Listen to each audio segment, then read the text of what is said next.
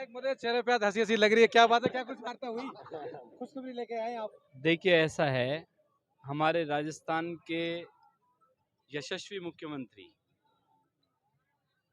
जिनकी मिसाल आप देख सकते हैं कि जो अभी बजट आया उसमें एक भी ऐसा बिंदु नहीं छोड़ा जिसमें गरीब, महिलाएं, बच्चे, पुरुष, नौकरी वाले, व्यापारी, उद्योगपति, इन सबको कहीं ना कुछ कुछ मिला है।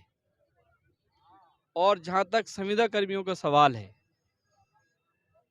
संविदा कर्मियों को लेकर हमारी सरकार बहुत चिंतित थी और फिक्रमंद हमारे मुख्यमंत्री। उसकी मिसाल ये थी कि उन्होंने पिछले बजट में ये घोषणा करी थी बजट में कि संविदा कर्मियों का इनको नियमितीकरण करने के लिए नियमावली बनेगी, इसके नियम बनेंगे। वो नियम बन गए पिछले बजट की घोषणा अनुसार। और उस नियम की घोषणा के अंतर्गत जितने भी संविदा कर्मी हैं उसमें राजीव गांधी पैरा टीचर हैं, मदरसा पैरा टीचर हैं, शिक्षा कर्मचारी हैं और कामापाड़ी के लोग हैं। इन सबको मिलाकर तकरीबन 14,000 लोग ऐसे हैं जो हमारी पिछली सरकारों में समय समय पर उनकी भर्ती की गई। और हम इसी को लेकर नहीं, हम पूरे राजस्थान में जितने भी संविदा कर्मी हैं उनको लेकर मुख्यमंत्री जी चिंतित थे और उन्होंने सरकार में अधिकारियों को ये कहा कि भाई इनको नियमितीकरण करने के लिए नियम बनाए जाएं। वो नियम बन गए।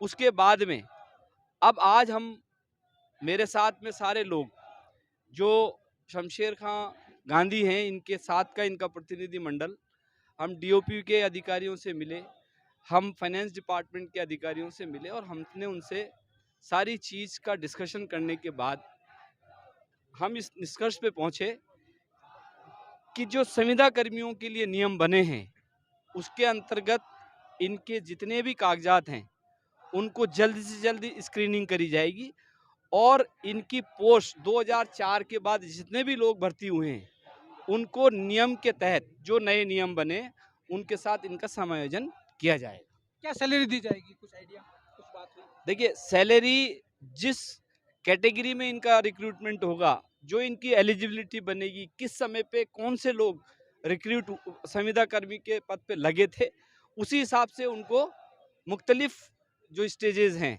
उसमें उनको सरकारी जो समान लोगों को मिलती है उस तरीके से सैलरी मिलेगी। 31 दिसंबर को समझौता भी हुआ लेकिन वापस उसके बाद धरना देना पड़ा आपके घर पर और विधायक के घर पर। ऐसी देखिए, स्थिति क्यों आई? धरना देने की आवश्यकता नहीं थी, लेकिन ये बहुत भोले लोग हैं, बहुत शरीफ लोग हैं, नौकरी पेशा हैं, ज़्यादा ज्ञान गणित ये नहीं लगाते, ये दिल से बात करते हैं। मैं इनके साथ प्रतिबद्ध था, मैं इनको मुख्यमंत्री जी के पास लेके गया था, मुख्यमंत्री जी ने इनके साथ 45 मिनट तक वार्ता करी। तो इनको इस बात का बिल्कुल भी ये नहीं था कि हमारा काम नहीं होगा। लेकिन जब बजट की घोषणा हुई जिस दिन, अभी उस दिन इनको इनमें से एक दो लोगों को भ्रमित कर दिया गया और कुछ लोग ये चाहते थे कि इनका काम नहीं होवे। लेकिन समय और भाग्य किसी का रुकता नहीं है, चाहे किसी को कितना भी कोई बहकाने की कोशिश करे, कितना भी किसी के बहकावे में दो चार लोग आ जाएं, लेकिन हमारी नियत साफ है।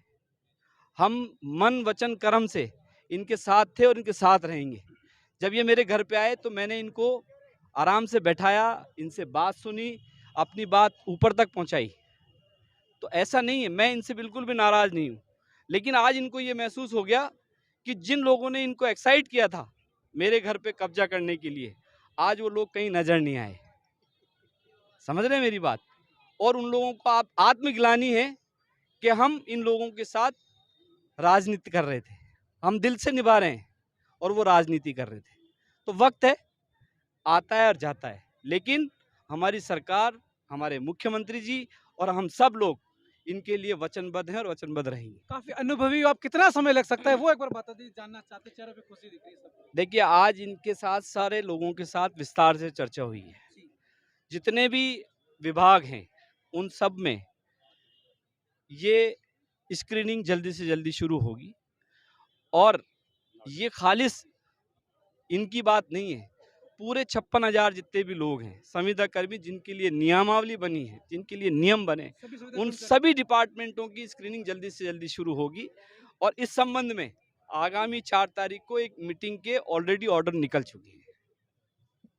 जिला को बनाकर मदन प्रजापति विधायक आप ही के साथी है, चप्पल उतार दिए, क्या कहना चाहेंगे? मैं इस बारे में कुछ नहीं बोलना चाहता। आप ही के साथी शिव से विधायक, उन्होंने कहा कि मुझे 2 आवासीय विद्यालय नहीं दिए गए, उन पे क्या कहना चाहेंगे?